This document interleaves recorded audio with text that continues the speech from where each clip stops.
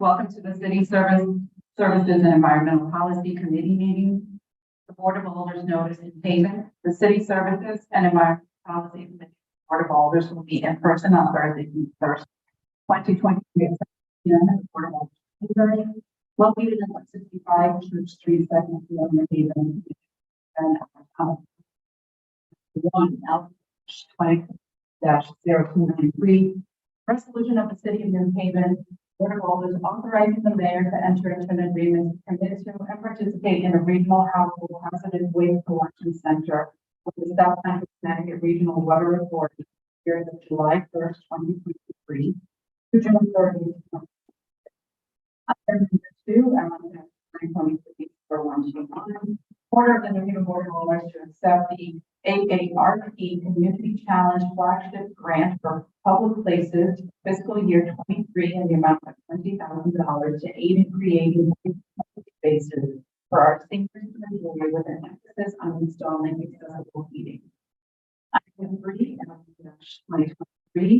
2023-0176, order of the New Haven Board of Alders authorizing the mayor funding from the Historic Culture Square Association as a pass-through from the Connecticut Department of Community and Economic Development, CTDECD, and sign any agreements and other documents that may be desirable or necessary, including any subsequent amendments to agreements regarding improvements to historical Culture Square neighborhood.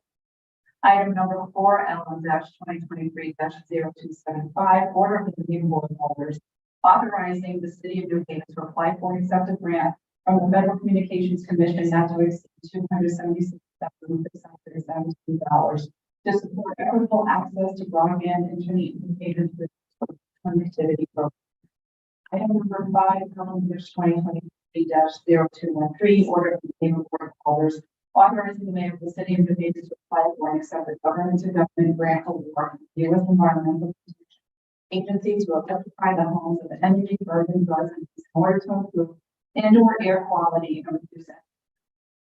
Item 6, LM-2023-0251, resolution of the Board of the City of New Haven authorizing the mayor to apply for and accept grant funding from the Connecticut Department of Transportation to operate on-demand micro transit services as a pilot program in partnership with the New Haven Park or the Greater New Haven Transit District and via Transportation Inc. Order, Honorable Anna, Mr. Chair, attest Honorable Michael Smart, City Town. These items are filed and available in the office of the room 202 at 200 Orange Street, New Haven, Connecticut 6510. For accessibility related accommodations, please call 203-946 or 203-946-8582 TTY. Public comment testimony may also be submitted via email to public testimony at newhavenct.gov before 2:00 p.m. on the date of the meeting.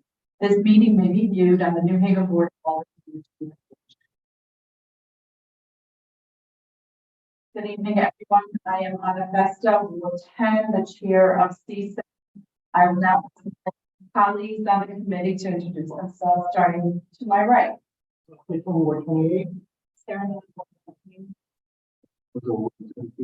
Catherine Singh, Ward 5, Joyce G, Ward 1.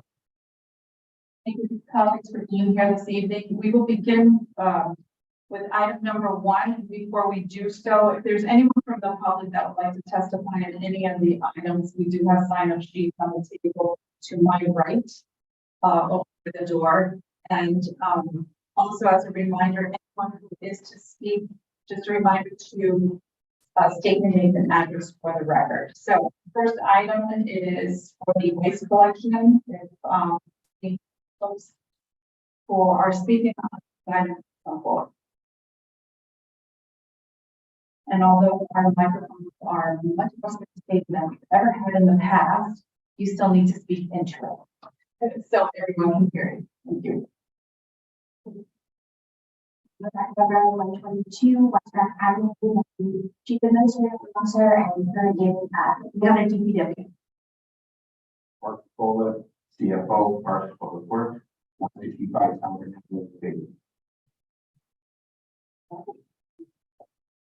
Before I speak, I want to hand out.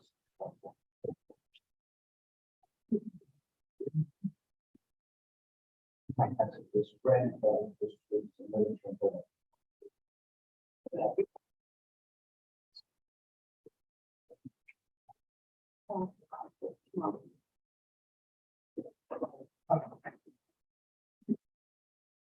and that mentioned in her opening statement, we're here tonight to explain this agreement between the RWA and the city of New Haven regarding Thank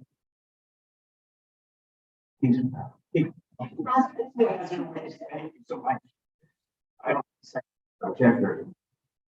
Anyway, the purpose of this is to support the neighborhoods throughout the city to make sure that they have availability to bring their waste to a certain location that's safe and reliable. The program will start this coming Saturday, and runs to October 28th. Each town and city be involved and be reach out to all programs.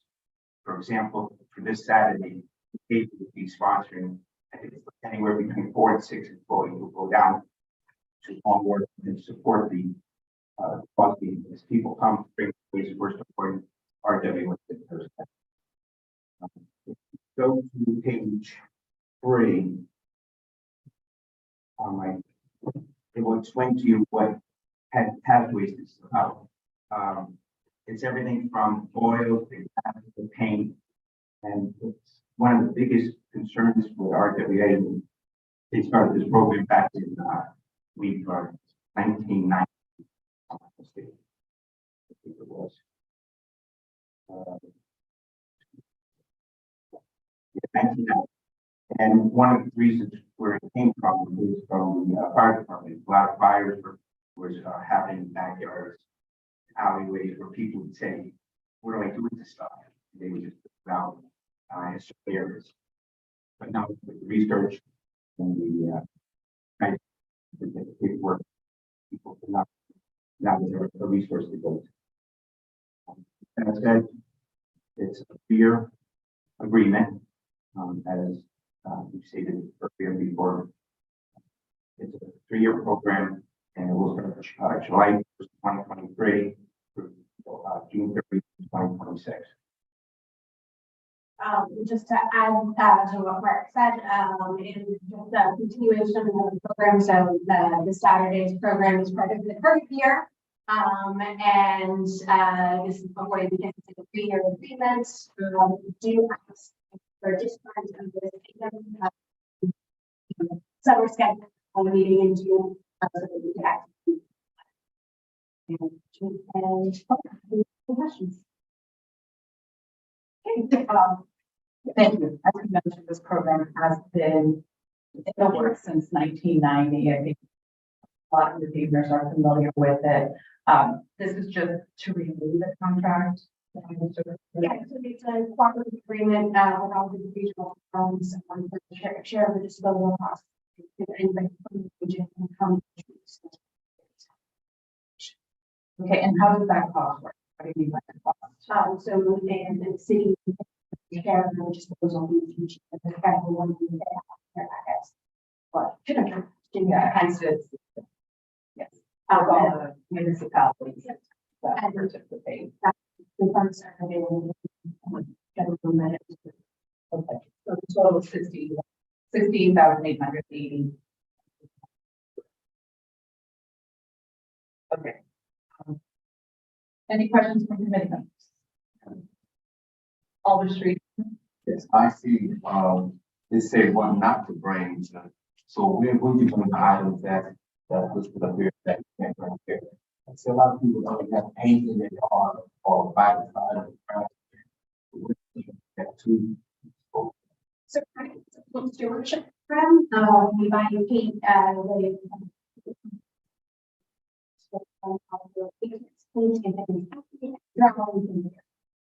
Okay, so you're saying that they haven't taken it back? Okay. Thank you. Alder Street, Alder Miller. Talk about the community outreach portion, like how do people know about this? I feel like in the past, I always found out, like, if somebody just told me, I never saw a billboard or got a flyer in the mail or from school or anything like that. So how you think about it, making sure people know. I will say this as CFO. In the past, I've seen when the tax bill goes out, the measure attached to the tax bill, it goes out to schools, different, the school programs, our yard waste and trash pickup. We get the compost, we send out literature to give out. And sometimes what we'll do is in the past, we've done it lately for it's hard to relate down to people that this activity is going on for the next workforce. Okay, that's great. I think we can always improve on that. Absolutely. I think the schools do a good one, keeping people around the curriculum. So, just bringing the curriculum. But yeah, there's lots of ways to do this, and the more we do, the better. Because we see a lot of this down to look in the neighborhood. So they support it. Thanks. And the review is here, and hopefully through them, they can also post this information for people to read. Yes, I'm going to. Any other questions from the? And I just want to just clarify, this is a free service to the public. They're picking up the time, even though they're paying the taxes, yes. So just stuff your car with all this hazardous waste and bring it to 90 Sergeant Drive at the Regional Water Authority. And that's Saturdays only, correct? From 9 a.m. to noon, from May 20th to October 28th. Yes. Okay. Closed on holidays. Other Other municipalities, workers. Yes, they do. Schedule with them. There's annual Sky Watches for this season. So we have 2 days that we provide coverage to the Saturdays. Even the first and the last.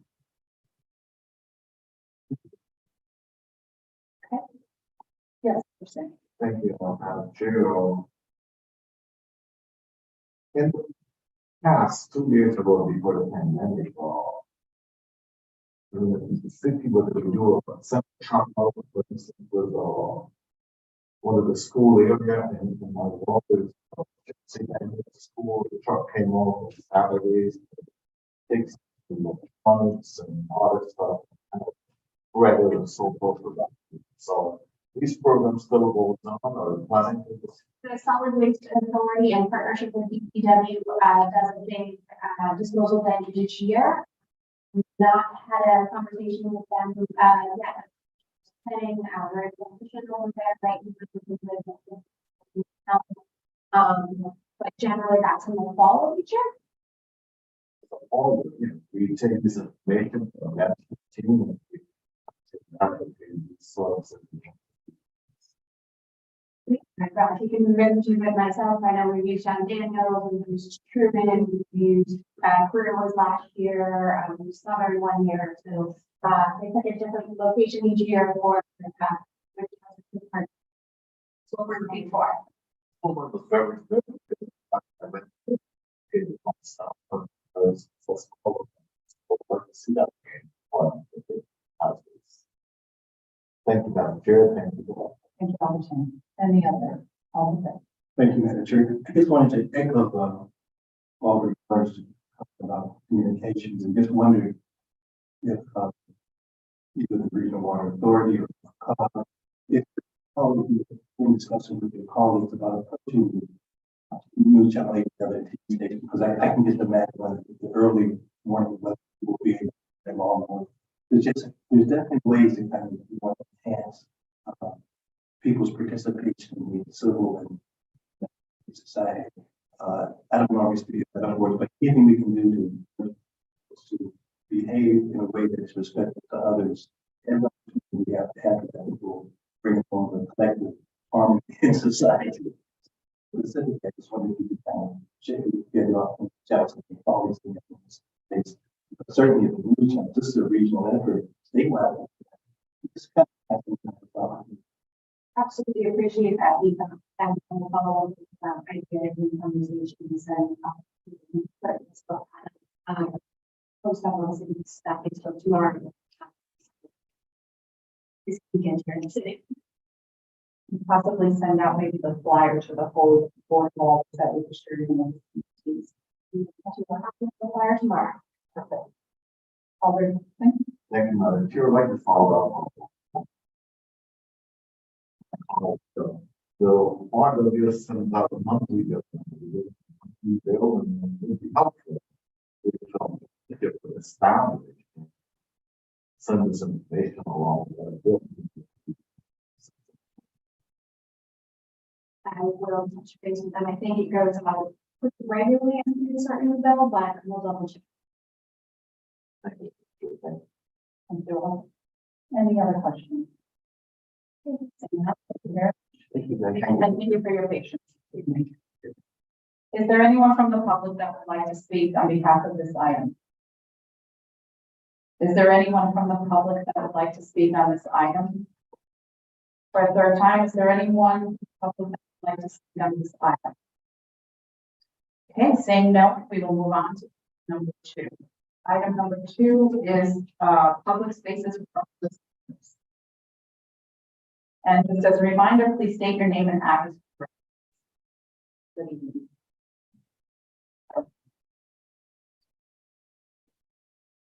Lorena Mitchell, Western Doctors Students. I am here as the coordinator for mental initiative and the fact. Tony Gill, Director of Elderly Services in Washington. Welcome. Thank you.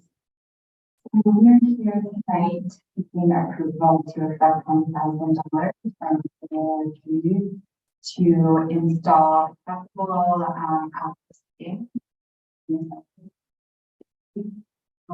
At Water Street, just about here at this is a collaboration between our 2 departments, Elderly Services and Community Resilience.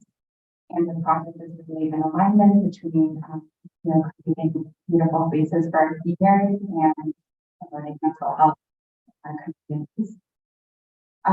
Right now, all of the senior centers actually lack outdoor. I imagine our seniors are sitting outside waiting for lectures, quizzes, or on a day like today, just sitting outside in beautiful weather. We partnered together to apply for this grant to install senior centers and senior community people who use those facilities and other departments. Anything to add in our overview? I forgot to hand them. So one of the things that we are able to recognize daily is that our seniors have great spaces in need. But when we think about being improved with outdoor sale side, that is not currently. So, wanted to be able to do so where it's with people avenue, they have a beautiful patio, but that's bringing our seniors and transportation services on the first floor of that particular center, they would have to be standing. When we're here, there's 30 minutes, there's not a guaranteed time. And to be able to have a senior go from one floor to another, here we just have to a month.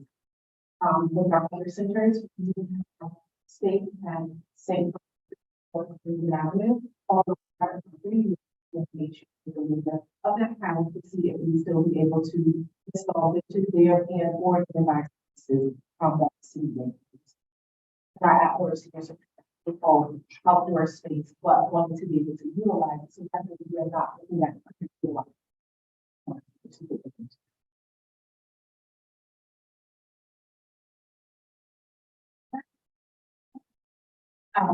Well, thank you for your presentation. I think our seniors deserve to enjoy the weather outside. They're playing cards or whatever else they want to do, even if it's just sit there. The installation will be done by the city. Okay, so the cost that you just gave us, that includes the bench and the installation by the city. Is there any maintenance that needs to be done? Hopefully it won't get mentioned in any way. But is the staff of each senior center responsible to keep it organized and? So the property will still maintain as is. The benches that we can install are the old benches that is to clean and be throughout the years. Also consulted with engineering, the chief landscape architect, who said there was no need to include in the reserve. Thank you. Any questions from committee?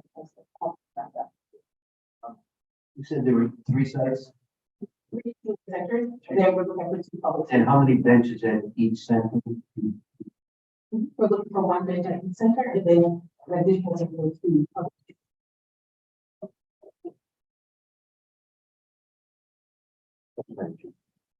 Alder Streeter? Yeah, also have a comment, of the community for the work that you're doing with the seniors. I think that, is always doing something on take the time and all this spend time, because a lot of people will say, oh, they don't want to deal with them. And they feel that, you know, there's no use. But that's one of the things you for the service that you're doing. Thank you. Also, Alder? Yeah. Thank you. Alder Miller? Thank you. These look like the standard bench of that. So would there be like a special bench for seniors, like with, I don't know, any like elements that we might want to think about including for seniors that would be different from the standard bench? So that is actually part of my timeline, for us to be able to establish the needs of being able to want to present it to the community, as well as being able to create some type of identifiable marker, so that when seniors know it's for them, and that's special. And so we think about whether or not we can take the concrete back in, so that way a Yellowstone might represent our seniors. Those are things that we'll be discussing with, through the project timeline, as well as in the community and of course our partners. And we do have the money in the budget to create plaques or with community input, add some flair into the budget.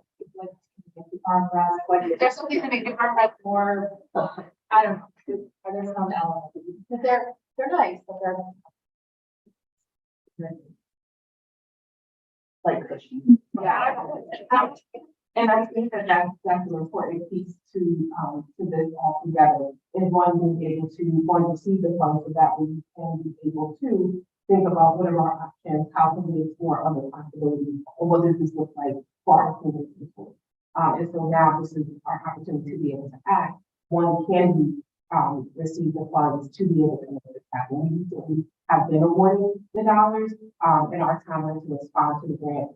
And so it is our hope that in this community, we will be able to be on the board's agenda that is upcoming, considering the timeline for the summer meeting, but to then be able to go into that next conversation of what do these look like, how can it be best suited for seniors, are there other positions we can involve, but certainly making it something that the seniors will be able to enjoy, and not just a bench that is great.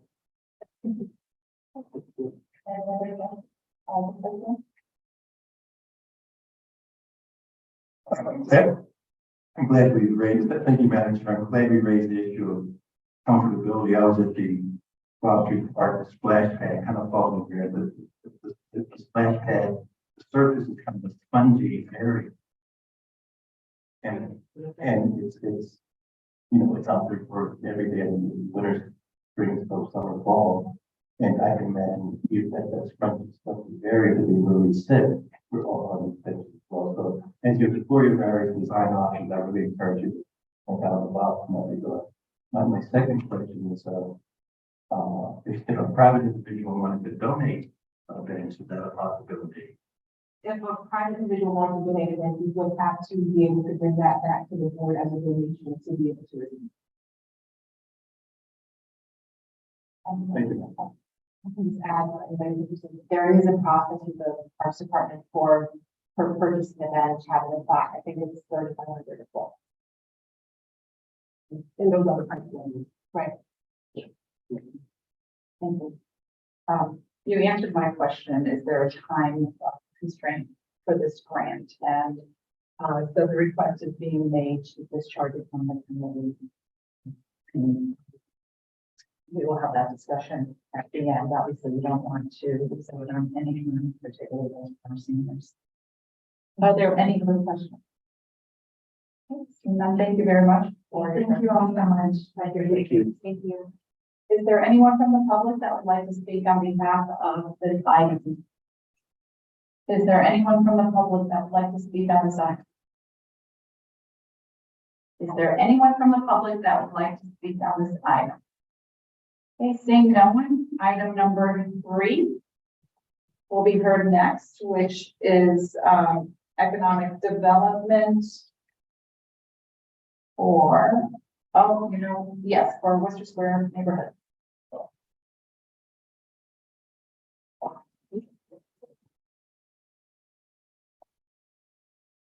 Good evening. Good evening, defining again, owned by Sound Paris, and now,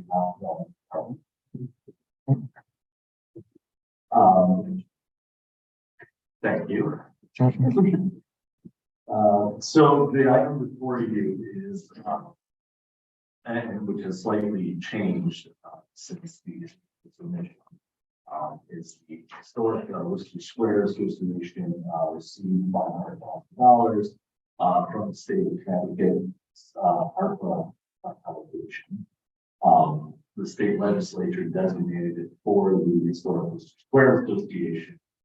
And then they were going to essentially all give us all that money as sub-grantee of theirs to do improvements, including traffic calming, lighting, some park improvements on West Park, and things of that nature, right?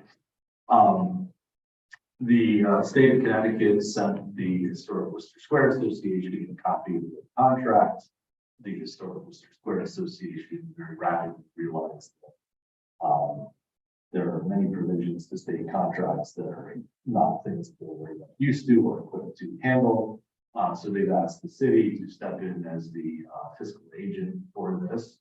And so your revised resolution now, because we're accepting state money, puts the city in that role where we enter into an agreement with the Department of Economic and Community Development, the state of Connecticut, to accept the funds and to carry out the work in conjunction with the Historic Worcester Square Association.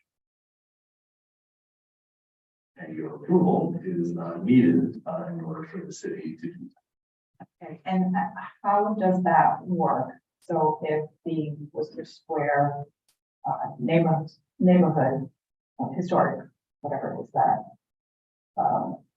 what are they called in this? Just the Historic Worcester Square Association. Okay. If they were to request the funds, they have to come through the city. Yes. I mean, I think the way that we've been discussing with the Historic Worcester Square Association is that essentially all the city carried out on public spaces. So, the city will be responsible for managing the contracts and the work. We would obviously develop the program in conjunction with the Historic Worcester Square Association and the neighborhood, planning a public meeting early July. Yeah, so, but I don't think at this point it's anticipated for money to go from the city to the association. Okay, so My there's no understanding. exchange because the city is responsible for whatever it is that they're looking to do Yeah. for improvement.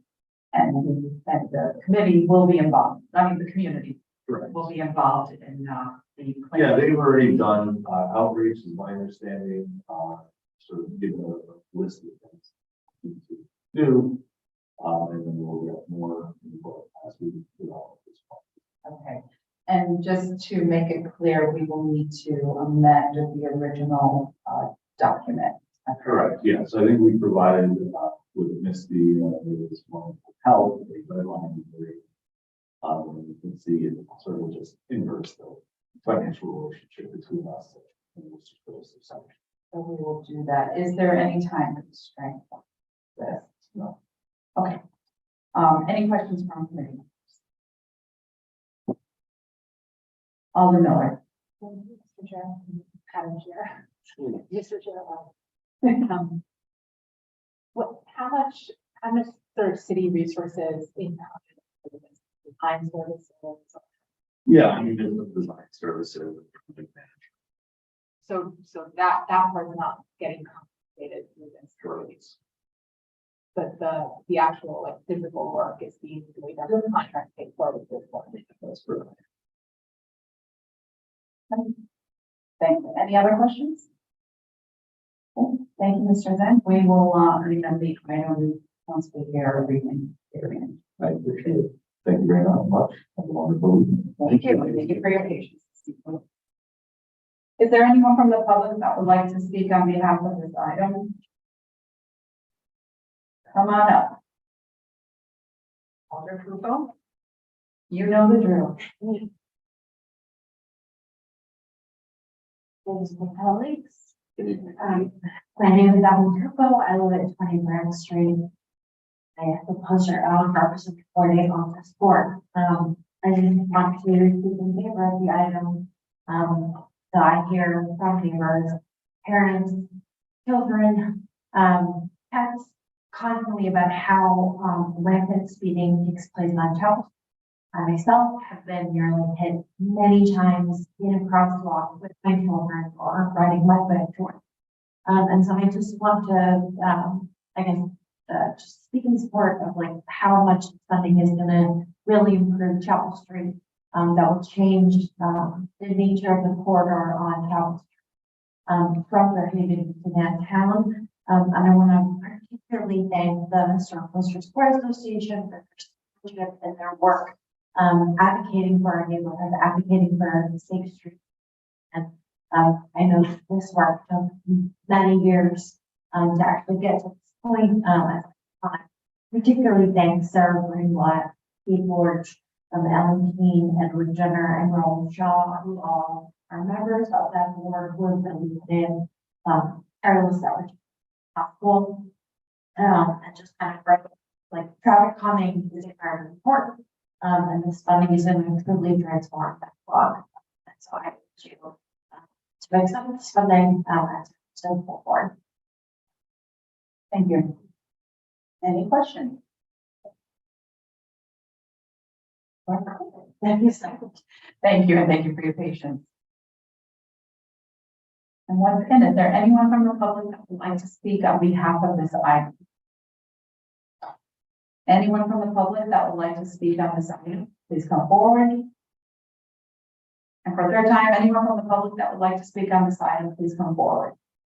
Okay, seeing none, we will move on to item number 4, although, you know what, regarding broadband, let's see, I know here. Yeah. Okay. This is the economic development. That's on. Yeah, so this is on the affordable connectivity project. Okay, perfect. If you just state your name and address for the record. Sure. Hi, my name is Dean Mack. I live at 765 Orange Street. And development department. So I apologize. I don't really the audio. It should happen. And it's pretty simple and straightforward. So just to provide some context around this, the economic development department has created a broadband strategy that tries to actually trying to provide increased access and affordability to cities. And there's sort of a three-pronged approach to this. One is public infrastructure improvements and making sure that there's public infrastructure bringing actual internet signals to people for affordable rates throughout the city. There's city infrastructure, so making sure that our public networks are safe and secure and providing enough bandwidth so that our public emergency operations and city all functions are able to work well. And then affordability is the third cost, making sure that the internet is available, is affordable and accessible. And so the main focus of that is this portable connectivity program, which is a public benefit run by the SEC. It's a $30 a month benefit to those who qualify, and $100 one-time benefit towards the device that is on they qualify as well. And so that's something that is only being utilized at about 40% is is an optimistic estimation. I would think it could be lower than that. But that's, the number, the percentage of people qualified who actually decide that they. So there's still 60% of the folks who qualify for this benefit don't have it on receiving it. And so we want to focus on trying to make that number 100%. And so we applied for a new grant program. It's the FCC's ACP Outreach Grant, provides funding to organizations who are doing just that, trying to increase the awareness of this program. And so we partnered with an organization called CFRAL, which is concepts right now. And so they have already been working, signing people up for sort of a complicated process, so they have experience doing study. And we partner with the Native Public Libraries as well. And also, although they would use funding, but also we coordinated with that as well. And so the concept would be for CFAL and the libraries to each hire 2 staff members with funds who would manage outreach events throughout the community, some in libraries and some at LC locations, actually going on site and signing people up for the program there, which is what CFAL and Tusha have experience doing. And also trying to partner with some local providers to come to events, so that when someone leaves the event, they can go to sign up for the fit, and then hopefully the number that you're given by the FCC to apply to the program with the provider, that can be given to a provider, and you can sign up for a program with service in the home. It's not paying. But another element is $30 isn't all that much, but with 3 internet providers that provide home internet in New Haven all have programs that would make that they're below $30 a month. If you qualify, the speeds are lower than what's possible if you pay more. But it is 100 megabits down, and the speed is pretty decent, better than initially was. And COVID increased the amount from 50 to 100. So it's a decent speed and will be free for anyone who qualifies for this program. And Frontier and Comcast all. So it's possible for anyone who qualifies for this to have free internet.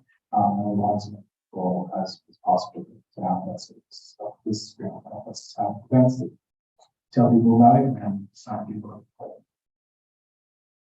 That's the gist. And I think this is a great opportunity for those that otherwise cannot afford it. And I just want clarification on the $30 per month and the $100 one-time payment for the devices. I mean, those can be waived, you said, by the companies providing the services. To those that qualify. I don't think I'm going to say what do you know? Does The resident is responsible for that monthly fee, that $30 monthly fee.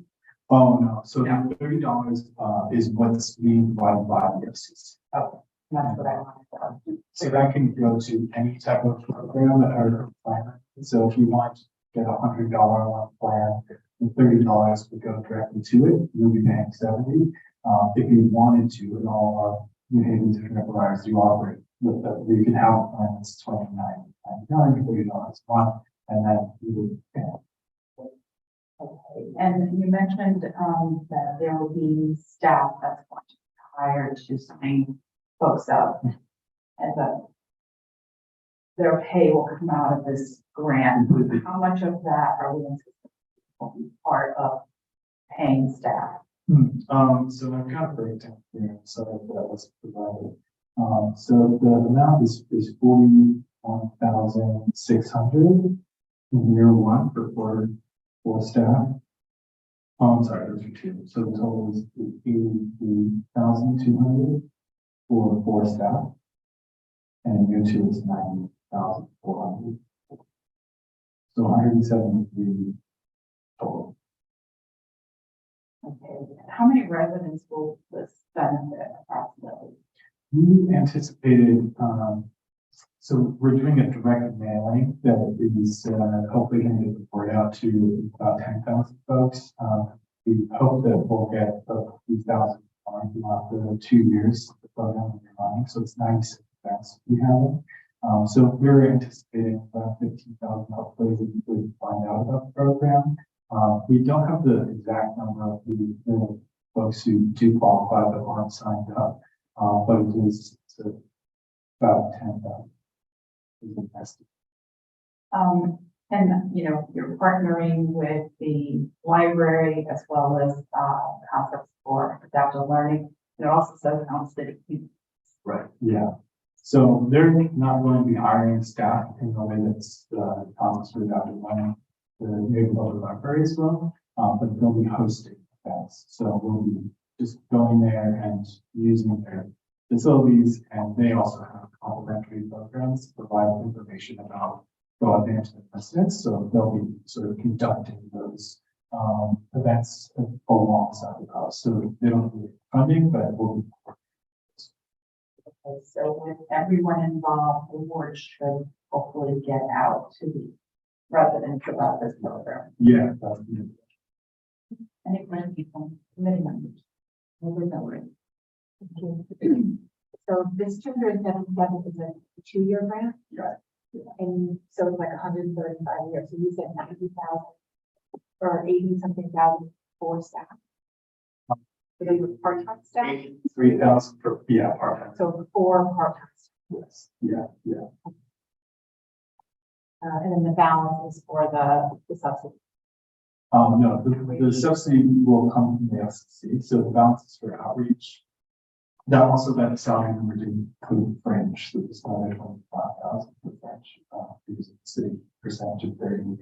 So it's mostly marketing. After that, we did have about 1,000 for travel, and there's a little bit for devices that CFOW purchased that will be used after the master. And the argument for 2 part-time versus 1 full-time is correct. I think that the thinking was that they would each have different responsibilities, like they would have different locations in the libraries. So they would be situated in a library where someone who's coming into this library can actually get hands-on assistance from them and not at events. So having more people in different locations would be helpful. So, Oh, thank you. sure. Alderson? Thank you, Madam Chair. In the mail, if you have a breakdown, who would qualify for this program? What's the income range? etc. Yeah, so it's, there are a number of different qualifications. Pretty much if you're receiving any sort of government subsidy already, you automatically qualify for this. It overlaps a bit with a program called Lifeline, which if you're familiar with, it provides a subsidy for home phone lines, and that's been for years. So they use this formula. If you are on Medicaid, if you're receiving veterans pension, the reason we're part of CC, one of the reasons it also these communities is because government is receiving a full federal housing subsidy automatically qualifies. The school lunch program, if you qualify for that, you also get it. So there are many different overlapping federal programs that if you are qualified for that, you automatically get signed up for this for candidates like that if you want to apply. There is an income qualification as well if you aren't previously signed up. I don't want to misquote it. I believe it's very income, but it can be less. Thank you, Madam Chair. Understanding, time constraints on this. It's just 2 years from when they've sort of been pushing the deadline back. So it was supposed to start in March, actually. This past month. Yeah, You applied for it? we did, but And we we received. received it. Well, we haven't received any sort of application of funding, but we were told that we will use it. Okay. So you haven't received it yet, but the application has been filed, the grant filing was done. You will be getting that funding, but we just need to, I have a note that it needs to be pushed out of committee because of time constraints. If that is. case, or can we're going to be going on our summer schedule I see. where we just here one night as a full board Right. in July and August. Right.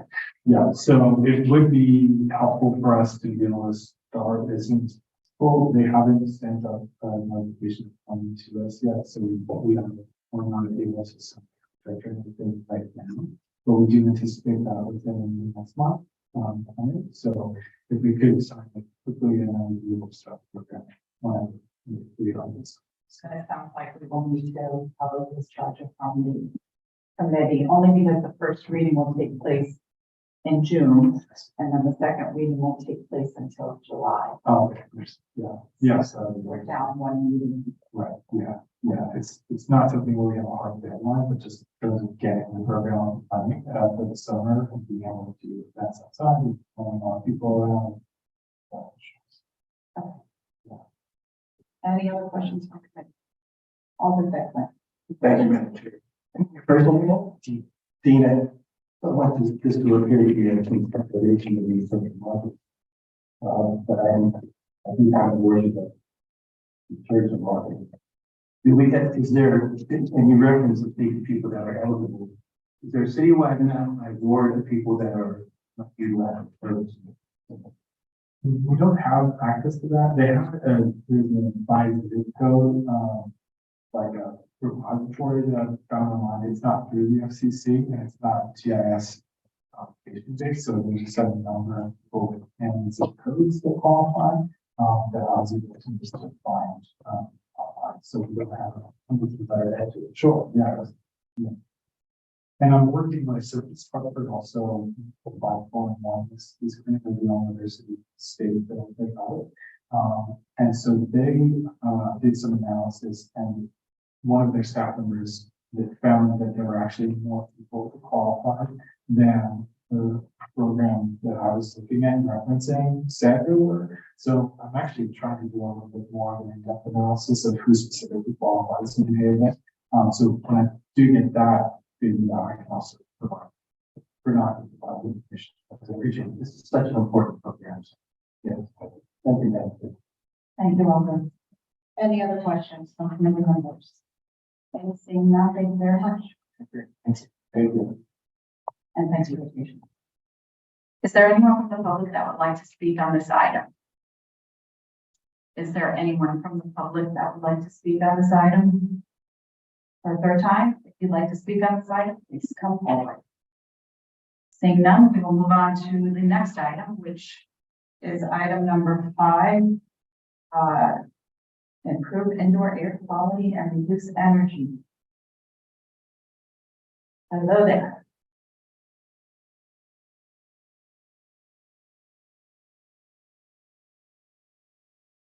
Good evening, Chair and members of the City Services Environmental Policy Committee, Stephen Winter, the Director of Climate and Sustainability, 459 Dixon Avenue. It's my pleasure to present this grant application that we put together for the Environmental Protection Agency's government environmental justice grant.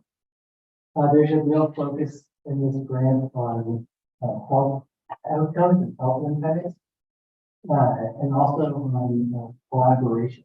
There's a requirement that you have at least one community-based organization involved, but they should have 3 stakeholder organizations in different facets of the team. So we put out RFPs for partners, and we're excited to, if we're awarded, work with Community Action Agency in New Haven and Punta. They would be helping to reach out to some of the most energy burdened households in the city. The idea being to focus on energy burdened homeowners. So residents who are spending way too much money on their electricity and gas bills, and to help them electrify aging heating and cooking systems. These systems are often costly and efficient and can exacerbate health conditions related to their air quality, like asthma and heart disease. So we'd be looking to replace these systems with some of the stuff we've talked about in previous meetings, heat pumps and induction stoves, which, have the opposite effect. They reduce your energy bills, improve, your indoor air quality, reduce climate pollution. The idea is that those two organizations would help enroll folks in this program. And then they would work with neighborhood housing services, I Grow My Home program, to come up with a roadmap for energy efficiency for the home. And the goal would be to try to provide 400 households with energy efficiency counseling. And then to select 50 to 100 households, depending on what the budget can accommodate, to replace either their heating system. So we'd be looking to do oil to heat pump conversions. And why oil? Oil is typically much more expensive than natural gas. So you have a much better shot if you're doing insulation and other improvements at reducing someone's energy burden, moving them from oil to a high efficiency electric heat pump. And then we'd also be looking to do a smaller number of gas stove conversions just to help spread the message. This is really important. We think the city should be focused on converting gas to electric induction stoves. So that's kind of the general overview, and we'll be concentrating on our disadvantaged community census tracts, so West Rock, West Hills, New Hollow, Dixwell, The Hill, Fairhaven, and the Annex neighborhoods. And then the last piece of this is, the indoor air quality effects of gas stoves are really well understood. There's a lot of research on that, connecting poorly ventilated kitchens with gas stoves to asthma, other respiratory issues. There's volatile organic compounds and nitrogen dioxide, which can also affect heart disease and cancer rates. There's less research on the link between oil-based heating systems and indoor air quality. There just isn't much research that's been done on that. You have something combusting in someone's basement, but if there's leaks, or even if it's coming out of the house, but it's still in the atmosphere and the ambient air outside your house, is that going to affect your health? So the last piece of this collaboration would be to work with indoor air quality researchers at Yale, who would study the households that have the oil to heat pump conversions and actually test, well, what is there a change in air quality? And so this is really exciting, public health research for us to do a pilot, really. It's not going to be enough to draw like firm conclusions, but these are how these things start, is by taking a small number of households and seeing what's the before and after. This would be a 3-year grant with a $1 million award from EPA. We're really excited about just all the different ways to help some of our most energy burdened households. Thank you for your presentation. Now, have you already applied, or are you in the process of applying? We have applied. Yes, the deadline was in the middle of April. We submitted, I don't remember how the submission went. I know we're hoping to get on the agenda last week. I know we submitted before we applied. I think it's just the timing. CSEP has been very busy. Yeah, you've had a lot of long meetings. I guess, so you did apply for it, and have we heard anything back, or when will the response? I think it's around the end of the summer or early fall. I have to double check. And how do we look in getting it? It's a very competitive grant process. I believe there's only 20 municipal awards for the whole country.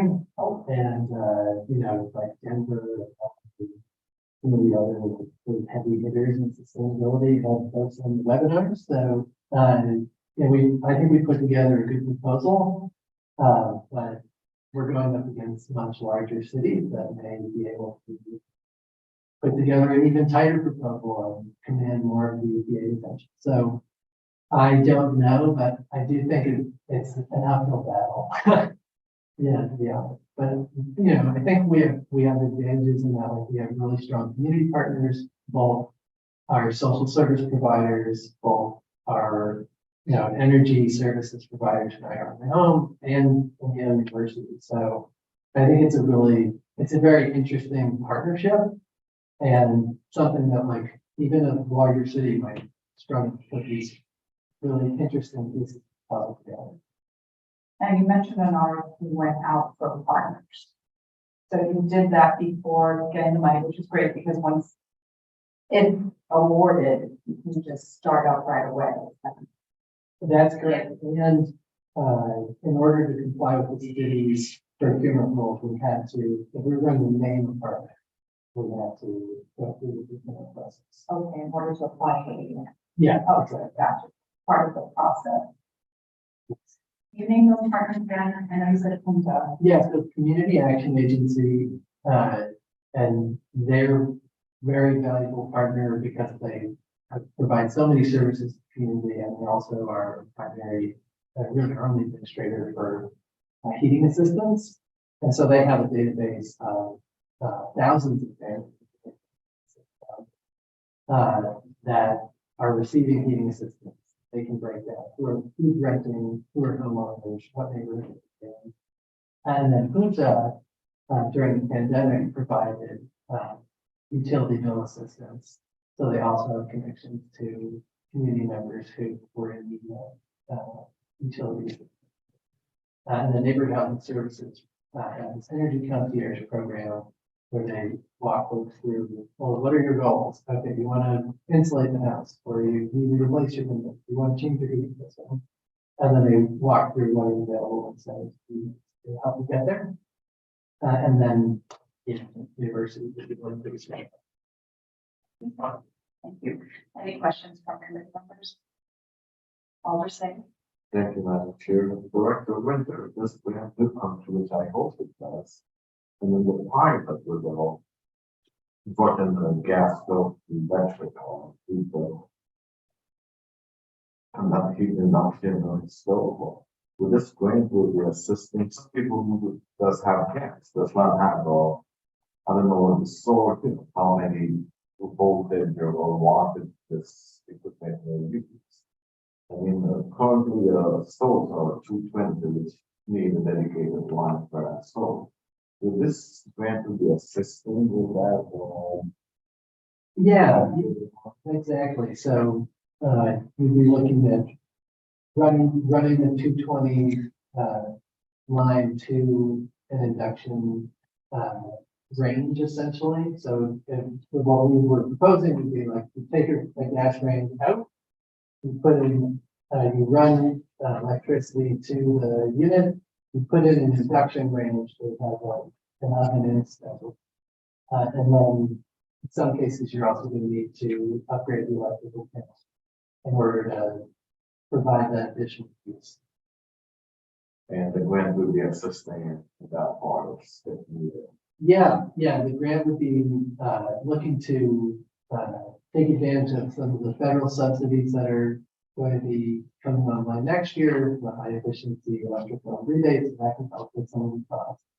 And then potentially in some cases working with the city initiative and their energy efficiency rehabilitation assistance program, and then any applicable state rebates. And then trying to fill in the gap with what's left over to fund those. Thank you. I appreciate your passion in this and for the grant. We think for the environment, we need to pay attention to something. Thank you, Madam Chair. Any other questions? Alderson? Thank you, Madam Chair.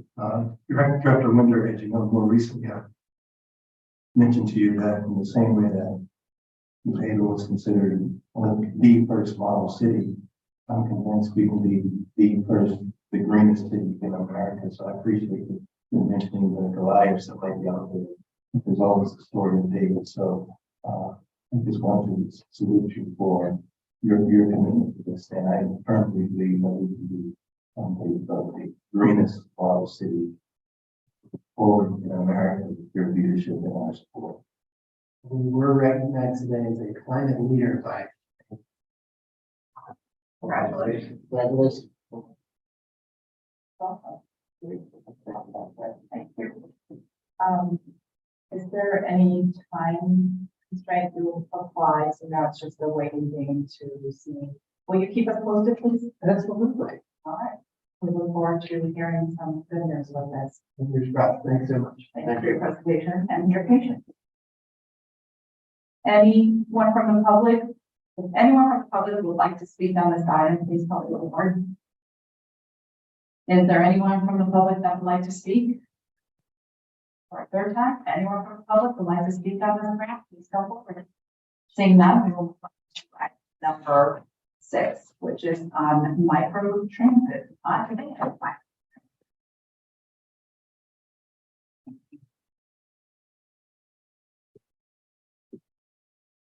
Good evening.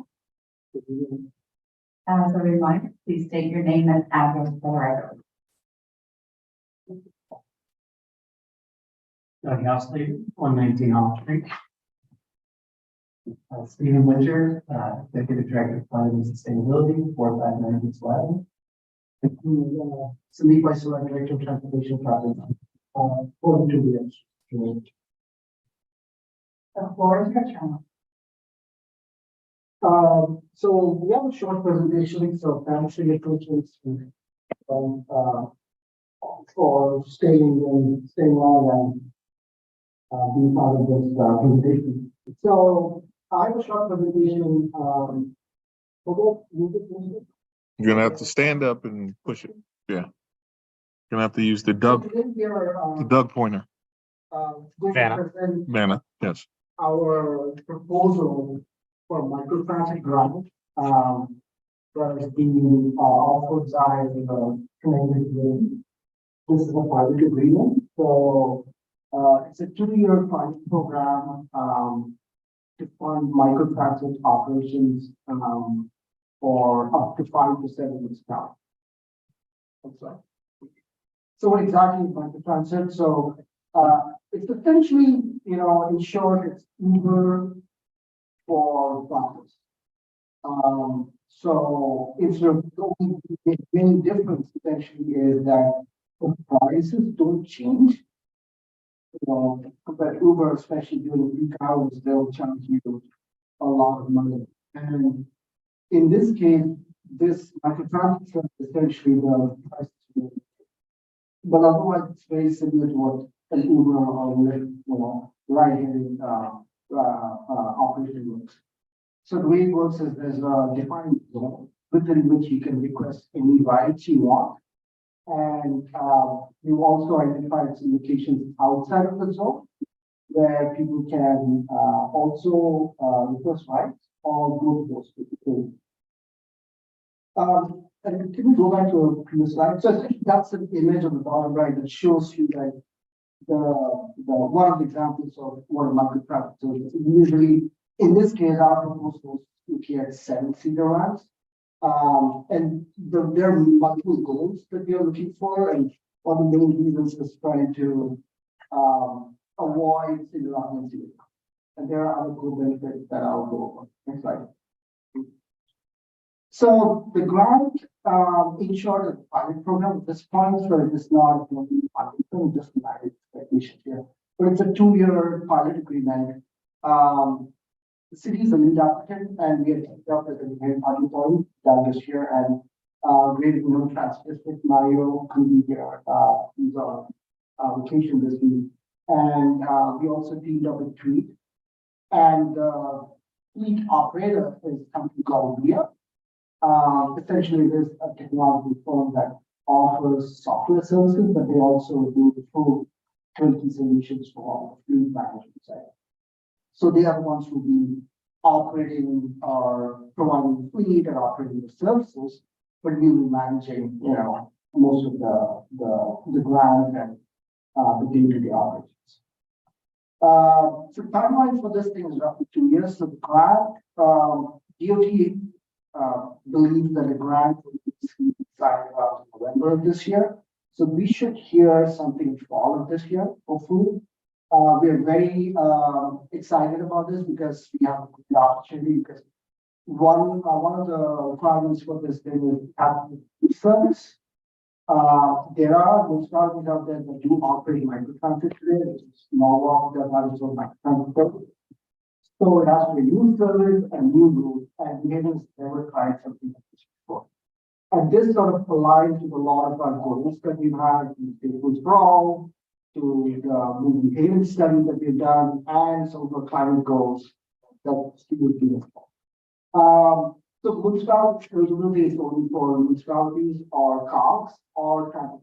We tried to team up with, first we tried to team up with Greater New Transit District.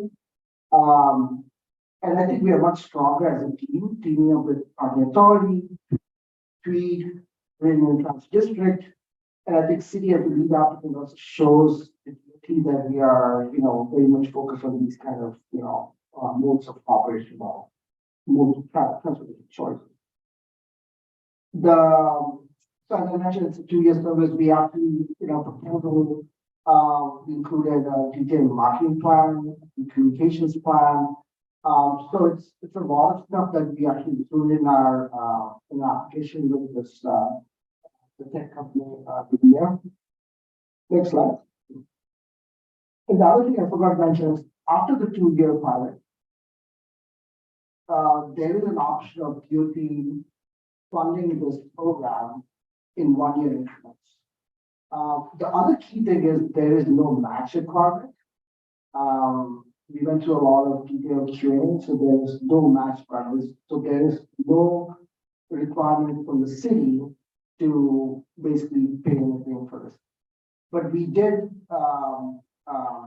in our application. So our grant was roughly around $3.3 million, asked for 2 years, and but we did offer to voluntarily provide around 100,000, conditional on the basis that we get the full grant. But there's still no requirement for the city to kind of make the contribution. We thought that making some voluntary contribution would be good to make our application stronger, because it's a very complicated grant and there's a lot of developments that are actually, things in the Stanford is going after it. Norwalk is also going after it for music. Hartford is also going after it, and a lot of cars are also picking up. So, and since it's one of those new things, there's a lot of learning curve here, and we thought that we should be first with the study. So, just give you a little sense of why we thought this would be a good program. So New Haven has a lot of challenges, both from the mobility side. We have a third of our population do not own cars. And this is something that came in the state groups for, plan and development plan, and also being moved in the asset. Almost a quarter of them, are zero household, zero car, especially in the disadvantaged communities. And that's compared to like 10%, in some of the white men. So there's a lot of disparity in some of the transportation choices and options people have. And we wanted to kind of explore this opportunity to see if we could do that. And then the other thing is 60% of residents, because of the taxes, they actually drive to work. So the other cool benefit we are chasing is to kind of reduce that dependence on cars. And also this program we also designed so that the fleet is going to be all electric. So that's another thing. So that's why we partnered with Union Authority, because they have the infrastructure from the charging side. And there are certain interest, there's a lot of alignment in our goals. So we thought that, with the Tweed New Haven, some of the parking challenges that are around Tweed, some of the mobility and, the equity challenges the city has in terms of many of the neighborhoods.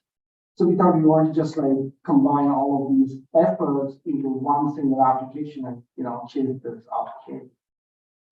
So I won't go through some of these social demographics, but essentially there's a lot of transportation needs overall. Next slide. So the goals is really 3 different buckets of goals. One is mobility and economic opportunities. The second then is aligning with the climate goals, which is not just local, but also our state goals. And facilitating, this transfer between major regional hubs like the Union Station, New Haven Green, and many of those garages and blocks that we already operate. So, and also obviously treat is a major, sort of transit hub. Next slide. So I won't go through this, but we kind of went through a detailed data analysis slash prioritization sort of exercise to figure out what our service goal is going to be. So we kind of had some foundational elements into this application that we want to see. One was that was the basis of this sort of ask. So that's why we kind of looked at equity and the coverage of the where city transit does not operate services, and also the frequency. Because city transit does not operate, certain times of the day, we can, do that some frequent. And also there's like this gap in coverage as it goes spread out for the city center. So next slide. So our focus really was, can you go back to this slide? Right? So the main focus from equity side was to focus on Fairhaven. I mean, this is where these are the neighbors that we always usage, but really our focus on New Harmony, Edgewood, the Hill, and Fairhaven. Those are four we kind of thought would be, a good start based on the file. The key reason is that we want to balance not just like the demand, but also the equity side. So because the fare has to be reasonable, but at the same time we also want to make sure that this program is good in the long run. So we thought we define this service area that goes combines all these different things. Next slide. And beyond just the service area is roughly about 5.5 square miles. And what our proposal is for a $3.2 million ask is roughly about 6 vehicles, which are 2 of them on the beach. So again, we wanted to look at the equity side, also the, make sure that people who have disabilities also can access these vehicles. So it's not just equity, the accessibility side too. And from the accessibility point of view, we also want to make sure that people who do not have electronic devices, like, who cannot use the app, they can also, pay these rides and pay for it using cash and different forms of payment. So all of that stuff is usually now standard in the industry with Uber and Lyft. So we wanted to make sure that different sections of the society can actually be able to use the service at that flat fee of $1.75. And which is again comparable to what city transit currently charges, after the every program. So beyond just the service area, you can see that little brown area on the left of the screen is the service area. So beyond the service area, you can see those blue dots on the screen. Those are the areas that are outside the service area where you can still request a ride. Those are all the municipal authority garages and lots to New Haven and in New. So if you, for example, if you want to ride and you're at one of those, designated, pickup points, even if you're not within the zone, you can still get the ride and you can be dropped off and picked up. So that's one of the reasons why we thought that, and we also included one point in there. So we wanted to kind of capture a lot of the demand, but also, the coverage, the demand, and the needs. The cost is $1.35 per trip, so that's comparable to the city transit ride today. There is a potential for fare free again for people who cannot afford to pay $1.75. So we're kind of working through that. Basically the final scope of the proposal or our proposal would be defined or decided by the because when they want a grant, they may decide not to give us $2.2 million. So we want to make sure that our ask is reasonable, but also at the same time, reasonable and common. So transfer to fixed routes will be fixed, so that's where we're trying to work with. If you get a path or you get a right through to the product, the app, you can transfer to see transit. So these are the details that see transit will be very interested in learning. And we're hopeful that they will basically look favorably on our application and give us the award that we asked for. Next slide. So just some more details of the full service design. It's on-demand service, so it's not like fixed traffic, so you can request a ride anytime of day between 7 a.m. and 9 p.m. Monday to Friday. So the reason we picked these hours was we wanted to balance the speed arrival and departures, along with the regular weekday commuter at 7 o'clock in the morning, or people who work with, second shift for 9 o'clock. So the demand is estimated around 350 rides per day. And again, there's a lot of in our application, we basically propose a lot of services for door-to-door operations, so from that point of view. And I won't go through some of these details, but essentially the wait time is going to be roughly around 50. And that's reasonable enough, especially when you're looking at it from an on-demand side. Greater New England Transit District today operates paratransit service, but they don't have the capacity to do an on-demand. So if you want to ride to Greater New England Transit District, you actually have to call the day in advance and then book it. So that's why we teamed up with them to kind of develop the partnership so that their patrons could also use the service. But again, the details, we put in a lot of stuff in our proposal, but we're hoping, DOT is going to, again, like I said, be a little positive and open-minded to these kind of, next slide. So how does I know you all know how the Uber app looks like, but essentially you download the app, you register, if you have a credit card, you register your credit card to pay for the booking. And typically it works like the Uber app, but the only difference, like I said, the price. And if within that zone, if a ride is not available because of the algorithm of the optimization, it will tell the people who have requested a ride and saying, hey, try again in a few seconds, 5 minutes.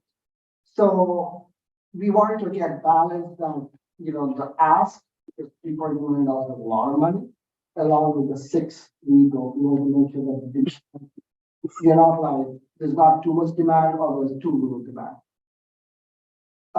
Next slide.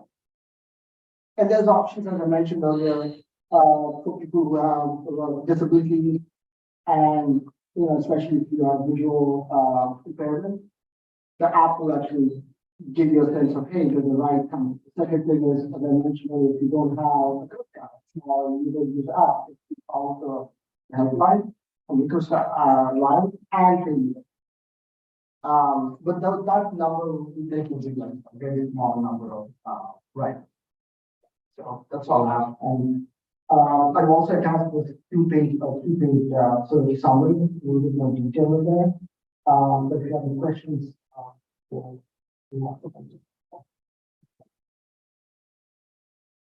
Okay. That was, thank you for the presentation. That was a lot of information.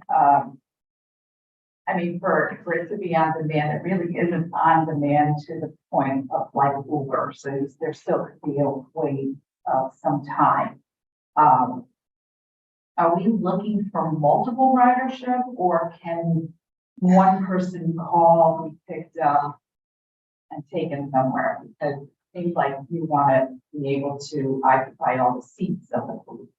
That's a great question. The short answer is no. So if you are a single rider, it's, you will not be able to get a ride because our goal is to have multiple riders in there. And this comes back to our goal of reducing number of people driving cars and, circling around, looking for rides, especially if you requesting Uber ride. And also to our point of like reducing emissions and, improving public health. So in the app, do you have to fill in the number of riders so you know that it's multiple, not just one? So if I request the ride with the app, you're right, you actually have to fill the app that how many riders are. But if the van is empty and it does not, so that essentially when three of us, let's say an example, Steve and Doug and I request a ride within a few seconds or a couple of minutes, it basically optimizes in such a way that to see if there's enough rides within that time.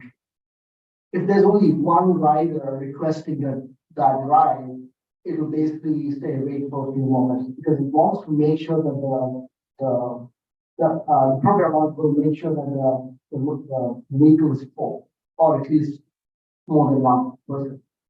That's the reason why we want to make sure that was the main reason we want to chase this opportunity, because we don't want these vehicles to be lying empty and, just circling around and, causing congestion. Okay. Will it make multiple stops in that? Yes. It will. So, So you have to factor in time, that it's not door to door, there could be stops in between. Yeah. Your start and. right.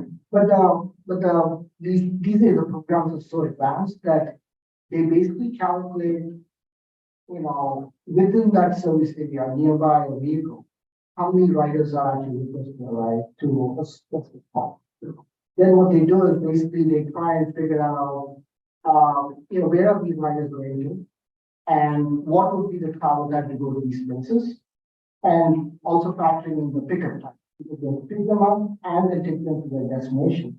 So it will factor everything, and depending on that, the calculation in the background, what it will do is it will tell vehicle number one, pick up these people, vehicle number two, you pick up these people, depending on where they're going.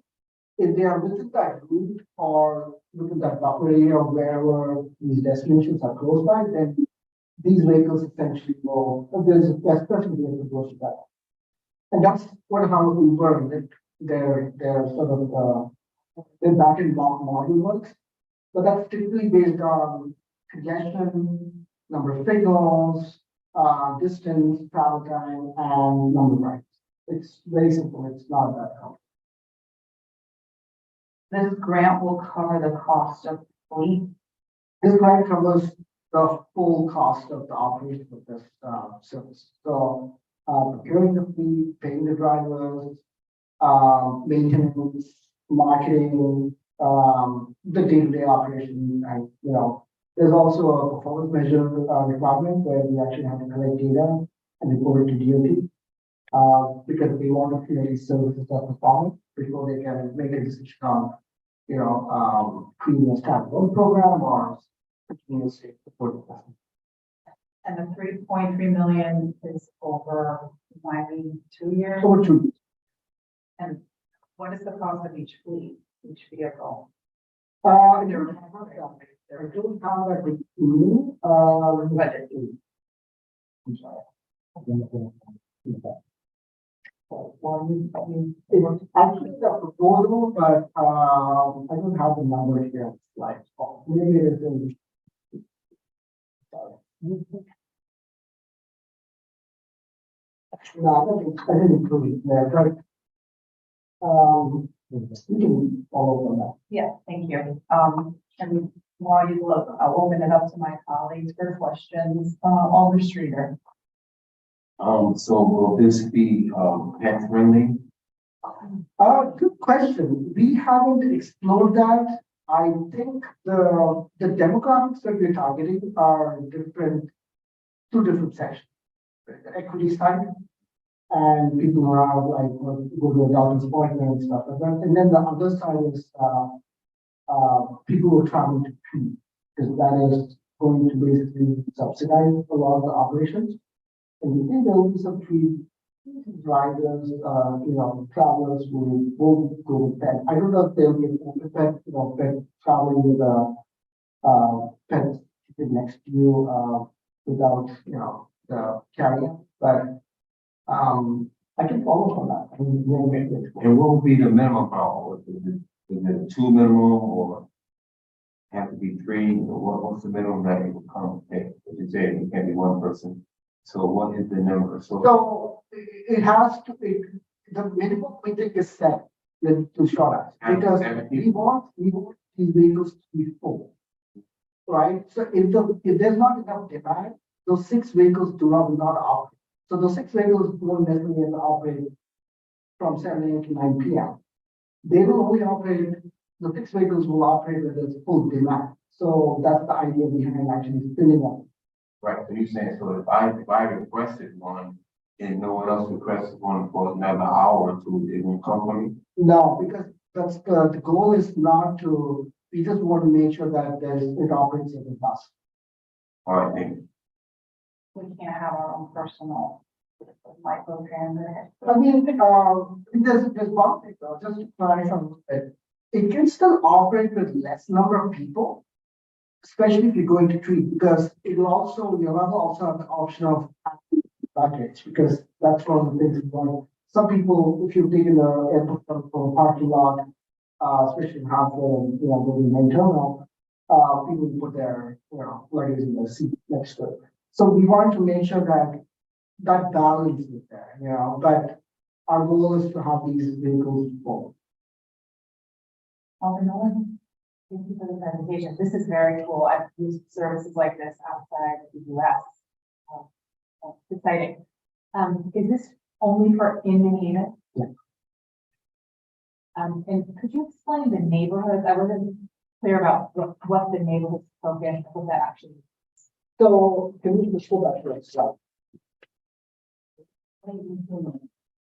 Right, So the reason we picked these neighborhoods, we kind of went through exercise. We tried to see, how can we increase that coverage without.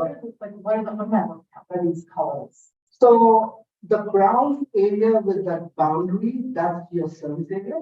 So that's where the bus, if you live or reside anywhere, you can get a ride anywhere into that zone. Those blue points are those special pickup points called points of interest, excuse me. We selected those because we still wanted those specific areas, those specific points to be able to hail a ride. And you can see a lot of those dots around downtown Green. But those are because the garages are the loss, the parking lot, the garage is the loss. Because again, our goal is, there's multiple goals here. We want to treat passengers. We don't want them to create, chaos. We want to mitigate that issue for parking demand in the Tweed airport.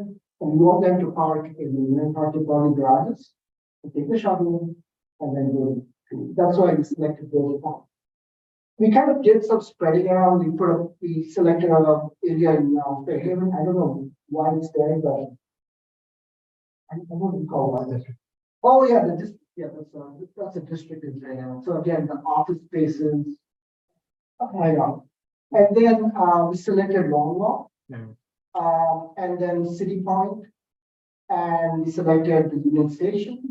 And you can see if you bottom of the screen, you can see the trees. So if you stand there and you select the right, you can still go to anywhere in the north, in the boundary, and also take over these. So I'm in Fairhaven Heights. Can I apply? You can, but you have to go to one of the. I have to go to one of these. Yeah. Because at this point, we're trying to get it pilot. We want to scale it as much as we could, but in the future, hopefully that's sustainable. We can. So I'm an elderly person. I can't get door to my house.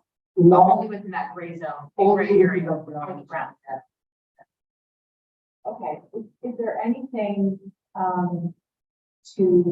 any mechanisms to prioritize lower, riders so that this isn't not a lot like yesterday? So we are offering subsidies for people who are low income. But again, the 6 vehicles that demand essentially will probably balance a lot of those things. But there's no mechanism where it identifies you as a low income, rider, a rider with low income, and who the deals to. Because the program doesn't have that. Yeah, the program does not have that, that level of robustness, flexibility, kind of distinguish, even though you enter it in the app all the information, it does not have that capability. But I think we can definitely explore that with VIA and talk to them and see how they feel about this thing. But that was definitely a great one. Kind of prioritizing people who have the need for their videos. And some young people have a need to it. But just one final question, thinking of our earlier workshop. Would it be possible for the app to be in Spanish? So that it's more accessible? I think we did talk about it. We can definitely talk with them. So, because that is an important role for our department to, in terms of that equity side. We have a lot of really diverse population in the city, so that's the other day. Okay. Okay, thank you so much. Great work. So you mentioned Tweet. Does Tweet already provide a shuttle service? Jeff can answer that question. I think it is,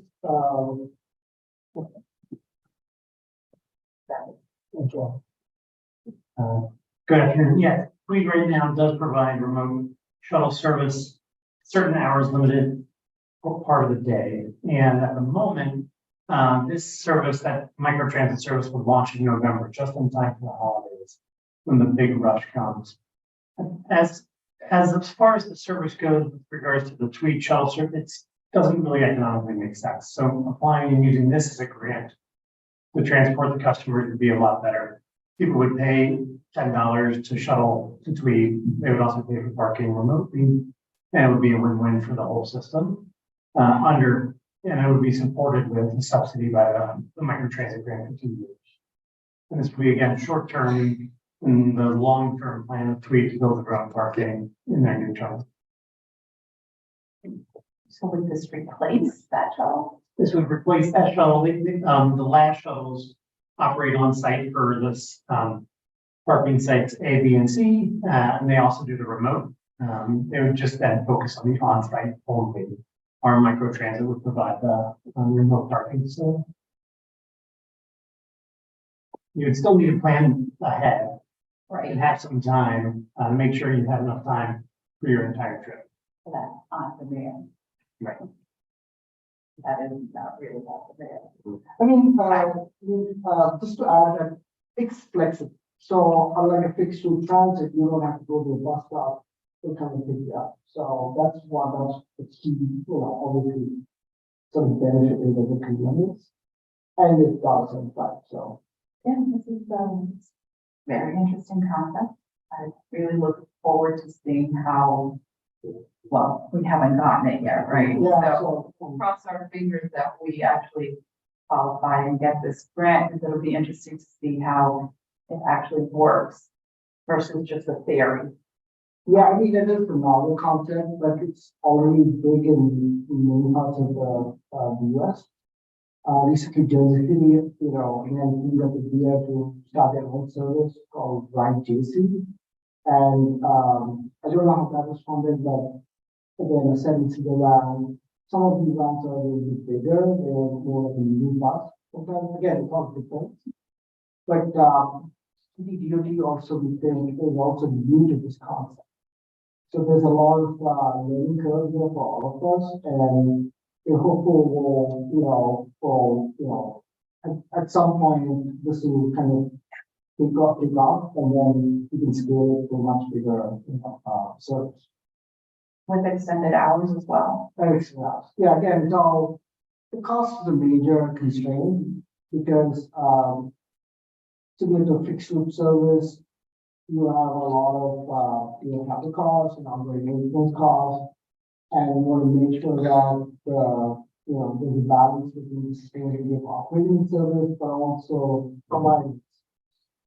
And that's one of the challenges that everywhere in public transit realm. And time to charge the vehicles too. And that's why we teamed up with the Neighborhood Authority, so these vehicles could actually use that facility station to charge the vehicle. So there's a lot of so between the hours of 9 p.m. and 7 a.m. in the morning, they'll be charging overnight, but at the same time between the shifts, they'll be charging. Because we think that during the day, there will be demand between 7 and 10 o'clock in the morning, and maybe 3 to 9 o'clock in the evening. And weekends are going to be a little bit more demand, the three airport arrivals, departures, and the downtown activity. But during the rest of the day, we think the demand will be a little less. So that downtown will give us opportunity to sort of reach out.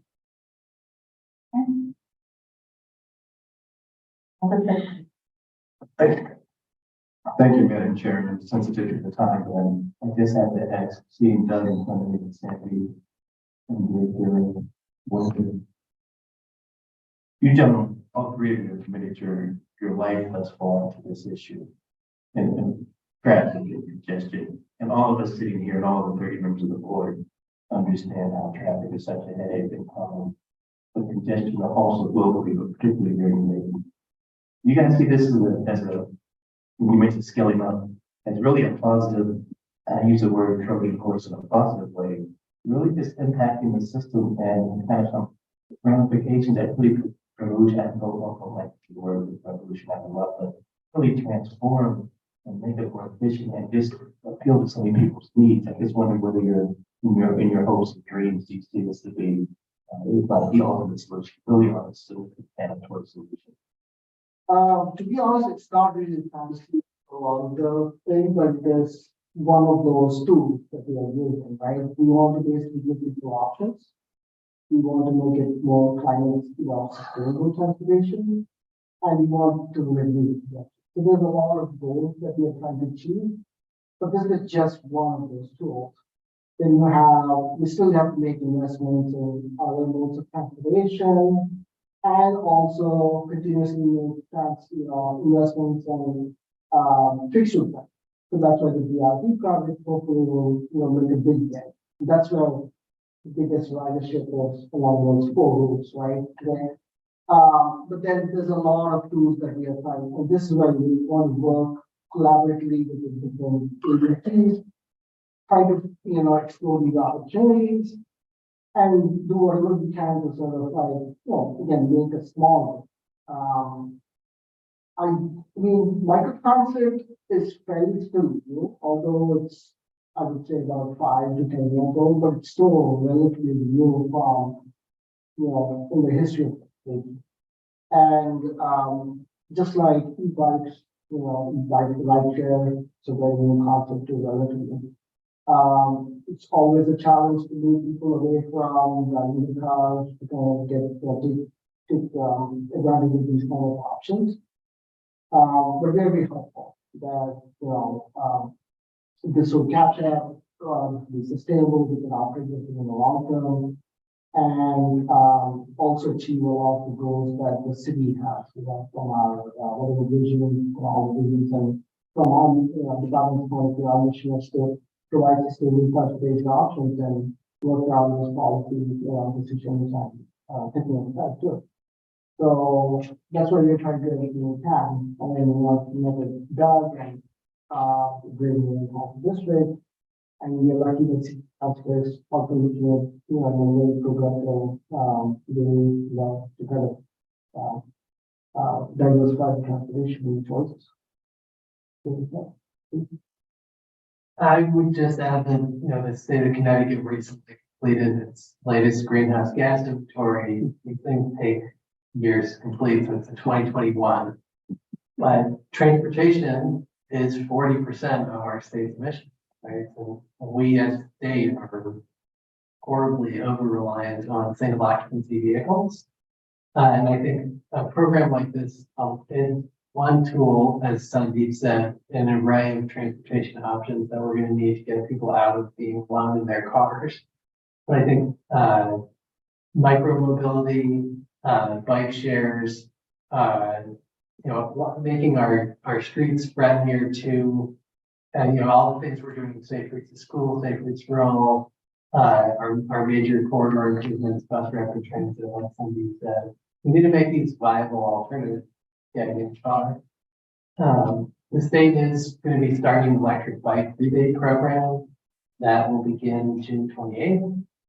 So we'll be trying to share more about that. But they're really generous incentives. It's $500 off an electric bike and $1,500 off of an electric bike if you live in the environmental justice tract, which is about 80% of the city. So if we have safe streets and we have electric ride shares for people who don't want to get on an electric bike or a scooter or a bike or walk, and we have bus rapid transit, I think we can really achieve incrementally some real mode shift within New Haven, and then hopefully that can extend regionally. If I can just add that, thank you for the question, Alder Pickleman. As a board member at the Greater New Haven Transit District, adding same-day service is a tremendous win for our members. Most of our members are without car, without driver's license, incapable of driving themselves, and the requirement of being required to schedule a day in advance works for a lot of things, but doesn't work for a number of other parts of your life. And if there's a medical emergency that is not ambulatory, that you might be able to get to the doctor yourself, that can add a great benefit for all of the members of the Greater New Haven Transit District. All of our, the 2 train stations being included here, being able to take a train to the plane.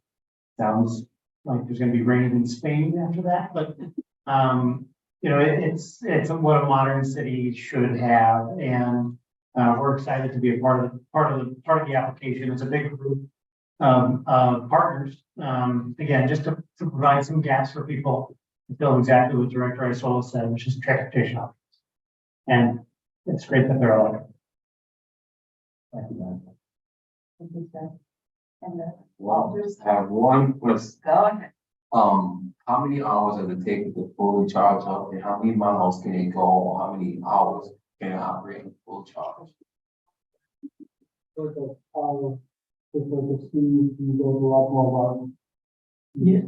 Yeah, I don't know if we made the final selection on vehicles, but you could safely fully charge this type of a van overnight, like Sandeep said, and depending on the charging system, if it's in between shifts, it could gain a significant amount of its charge.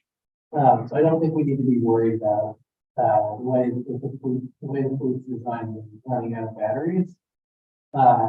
And the mileage on electric vehicles typically now it's usually starting above 200 miles, a lot of them about 250. And, the moderately priced vehicle extending up to maybe 350, if you have a larger battery. So it's going to depend on what, make and model. Okay. Picture the room going back to the charging station. And we have it automatic, The other thing I'd say is we're looking at, finding opportunities for fast charging stations. And with newer battery chemistries, you could add 100 miles of range to a vehicle in 15 to 20 minutes. So it's not quite filling up a gas tank yet, but it's getting closer. So if you have, somebody does a shift, they, drive, let's say somebody gets 200 miles and, during the middle of the day, they take a break and get a sandwich, and they could have another 100 miles after that. I would just add, this is a terrific question for operations. Over at the parking authority, we've made the transition to electric vehicles for our security team. And there was a lot of range anxiety with the terminology regarding, I'm going to have enough charge for the day. When when we actually started tracking mileage and started really looking, well, how much do you use in a day? It wasn't as many as we thought. It's only a 20 square mile city. It's kind of a small area to traverse. And so you're not doing as many miles as one would think. I think that was the big shock for us. And we made the switch to all electric a couple years back, and it's been, well received by the team, especially our maintenance team. One quick follow-up on that. I think we have 226 miles of streets in the city. The Chevy Bolt that the city regionally purchased, 247 on a full charge. About, I think that's right. But anyway, you could drive every single block in the whole city, not run out of charge. Well, that's why not the transportation. Alder Miller, one quick additional comment really. The location in Fairhaven at the district is really not accessible to the population of Fairhaven. So if we could think about another location that could also be more accessible to Fairhaven. We did talk about we did talk about, originally when we started this discussion, we talked about the different zones that included the Q bridge, the missing bus bridge sort of connection, and we had that discussion. So we wanted to, have this multi-plan to provide the gap. But, we looked at the numbers, these are the pilot level at this point, we thought that it's not going to be fully sustainable, especially because, you have to move around the zones and you want to make sure you have enough, population and jobs. That's one of the slides that shows in that zone that we picked, that has West River and Hill and, Southern Connecticut State University and portion of the Avenue corridor. The population to jobs density is one of the highest, or the ratio of jobs to population is one of the highest. And that's why we picked that. We can still explore that district as a point of interest, kind of revisit that. But again, this will, when we do then, and if we do this grant, it will still have to be, we still have to go to negotiating, discussion with the team on the scope of the program. So it's possible that the budget award is less than $3 million, or they may just, visual, they may be $5 million. But, so more, the bigger the service, and we can expand that. And these points of interest, we can always, when we actually do some agreement, we can still read the that's continually. And, happy to follow with you at that point, and we can see if there's anything that sort of specifically, interests you, and we can adjust. You can't honestly say that this is about equitable access to people that we then. That's. Yeah. We can say, right now, we can't, that's commercial district. Absolutely. In the No, cities. you're right. I think we definitely for that, And I was gonna add on accessibility, the app is available in Spanish. We do have that. Oh, What is the timeframe? When will you hear? So we applied a month, I think our deadline was roughly about a month ago, 1 month and a half, about 6 weeks ago. And, we think the agreement will be signed around November. Service really, according to the before RFP, which was before in November 2022 this year, 2-year program. It's really 2.5 years of paper, according to the proposal. We think that the decision will be made sometime in the fall, and the scoping and negotiation happening all these on this plan. And at some point, the agreement will be signed, sometime in November of this year or early next year. So we go through 2 years. Maybe Alder Stickland and Singh are taking this to. In November. Yeah, I think I said with the and this is a great program. It sounds with the enthusiasm all we have. I think we'll get it, but have you guys thought of when we get it of a marketing plan?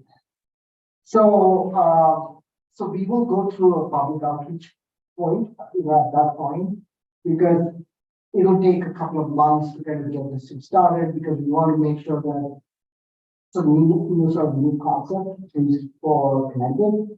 And I mean, people are aware of Uber and Lyft.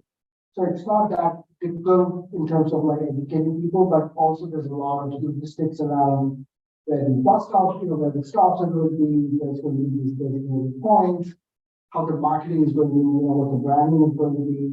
So there'll be a lot of like work that will be done internally during the early stages of the program, but also go through that public outreach process to kind of educate the people about, hey, what is the service area, service zone, and where can you, get your right, awesome, basically all the stuff that we talked about. Because the scope is probably going to change depending on how much funding we get. So we have to kind of go through this process again. But yeah, we're very passionate about this. This is something that all three of us are really focused on. This is something we've done all my career, so really excited about it. Thank you. Alder Singh, you've had Thank you, Madam Chair. More of a comment. I applaud the two of you and your for your passion and your innovation and thinking ahead about climate changes and pollution, et cetera. And it's a great population, senior, who does not drive. And this would be a great complement for this sort of transportation. So I think if the part of goes on in the market, you look a different demographic and population. Absolutely. I think there's a lot of there's a lot of details here that we are also not 100% honestly, just to, clear that. Because this is something new and it's never been tried, at least in our region. I think DOT is also new to this thing. We think that it is scalable, it can be diversified in terms of the types of people. That's why we try to have two different fare structures too, right? If people want to go to Tree, pay extra, pay $10, but everyone else pays $1.75. We wanted to make sure that subsidies, that subsidizes some of the demographics that we're talking about. And also to the point, also offering free rides. So we want to basically kind of explore every opportunity to kind of think about all different types of users. But, as we operate it, we'll have some, there'll be a learning curve, there'll be some calibration, and, some adjustment. I'm pretty sure that it'll evolve into something that Growing pain. station I don't think so. I think it's like basically anyone going to treat is a different law. That's what we got. If you're part of the technology, I mean, from Tree to Lycos Park, it's in the area. We're doing the summer program for most of our citizens. If they have benefit of that route, so you could consider that. Actually, yeah, absolutely. Yeah. I mean, that's definitely, I think there is something, I can't recall from the RFP that there is room for some adjustments after the program has started the pilot. So since the summer, like I was pointing is a seasonal thing, we think that there's an opportunity for, we will definitely discuss that with you, generally. Any other questions from committee members? Thank you. Well, thank you very much. This was very exciting. And thanks for your patience this evening. Is there anyone from the public that would like to speak on this item? Is there anyone from the public that would like to speak on this item? And for a third time, students, you can decide to please come forward. Okay, seeing none, do I hear a motion for the trouble? Oh, no, yeah. Someone to do. But you can make a motion to close the public portion. All public meetings. Second. The motion has been made and seconded to close the public portion. Any discussion? Seeing none, all in favor of closing the public portion, say aye. Any nays? Abstentions? Okay, the public portion is closed. Do I hear a motion? We still move the items, right? Even though, okay. Do I hear a motion? Madam Chair, I make a motion to move item number 1. Second. Item 1 has been moved and seconded. Discussion. So I'm just gonna put it out there. This is a motion we're not going to. It's been requested as a UC. But we can discuss it. Right? I'll discuss it. No, but UC, you want to vote it out. Oh, one vote. Yeah, it's gonna go UC. Right. Yeah. Correct. Okay. So the request was made for this to be a UC item since there are time constraints. But is there any discussion on this item, which is regarding the Regional Water Authority for the household hazardous? Madam Chair. This is a great program going forward. We're still being for a number of years, collecting hazardous waste, and we need to get those hazardous waste to the proper location to get the. You're all set. Any other discussion? Obviously, this is a good item to have to dispose of those hazardous items that, we just need to make sure our residents take advantage of it. All in favor of voting this as a UC item, say aye. Aye. Any nays? Abstentions? The motion carries. We will see it on Monday meeting as a UC item. Do I hear a motion to move for item number 2? Madam Chair, make a motion to move item number 2. Second.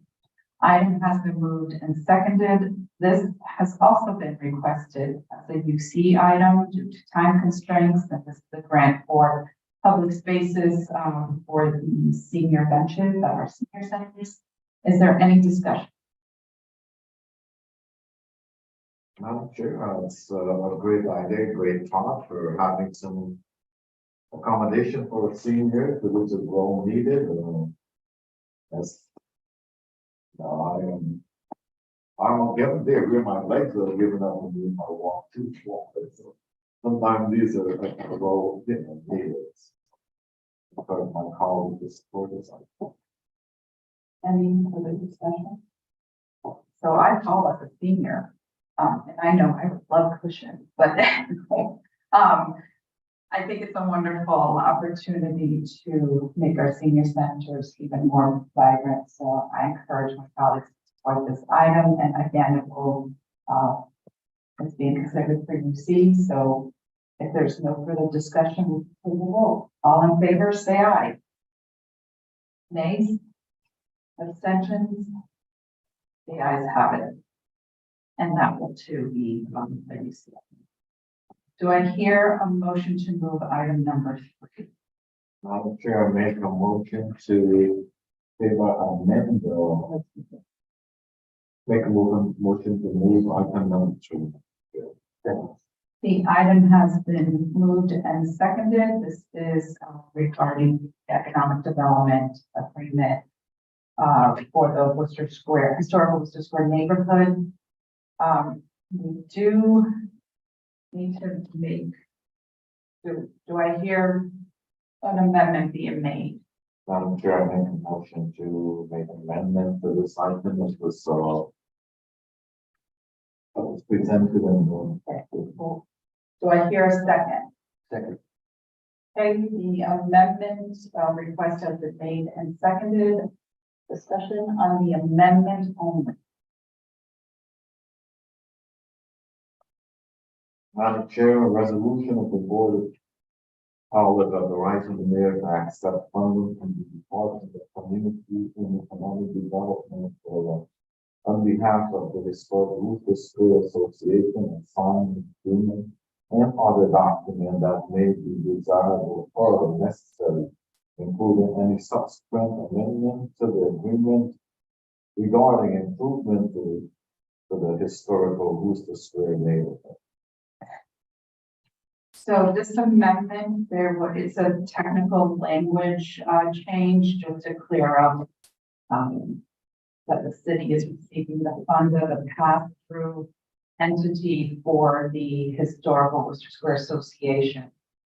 So the amendment has been made, and if everyone is in agreement to this language, we can vote to support the amendment.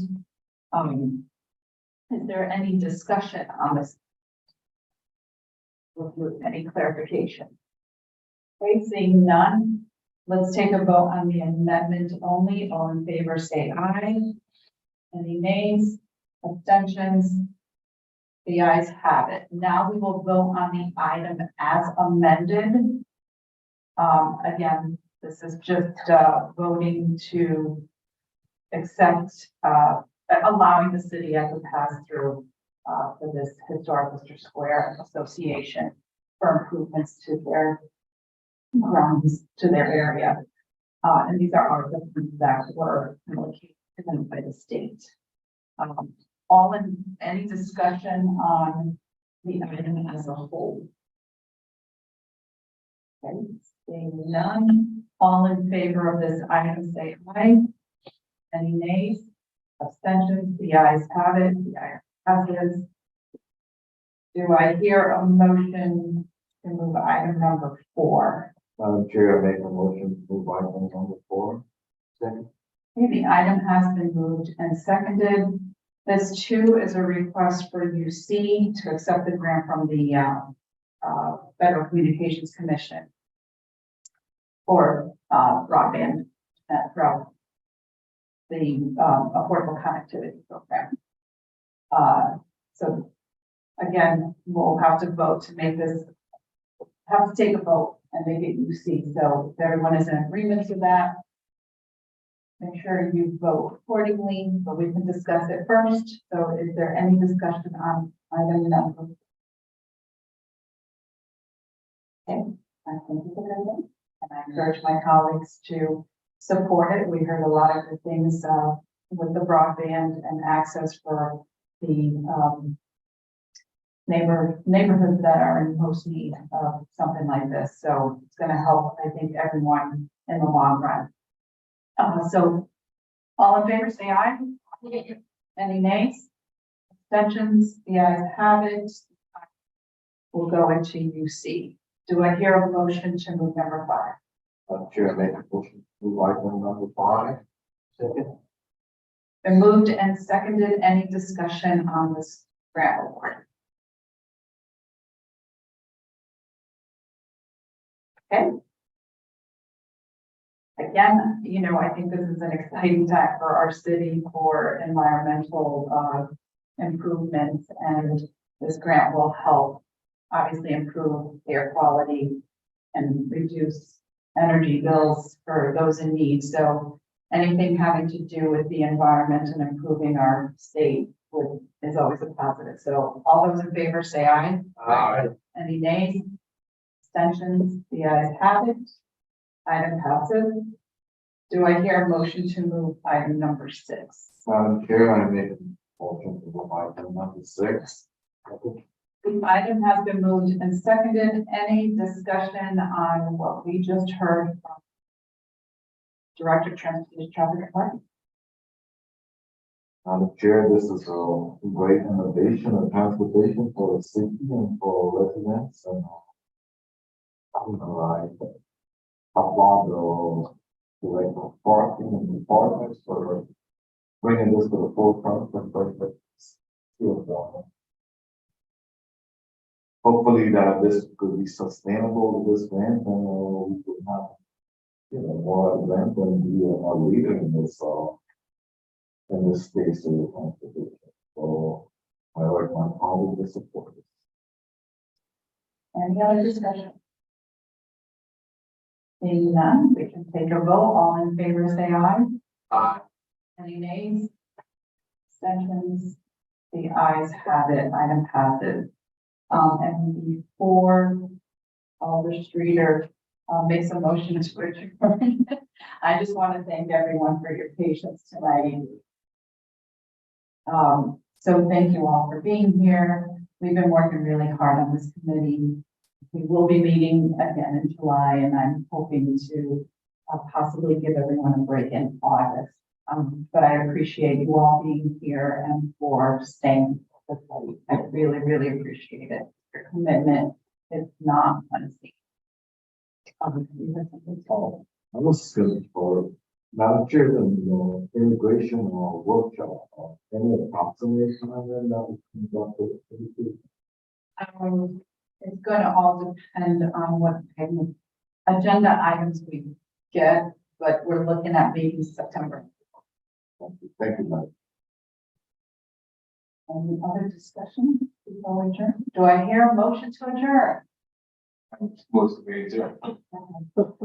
The motion to adjourn has been made and seconded. Any discussion? Seeing none, all in favor of adjournment, say aye. Aye. Nays, abstentions, we are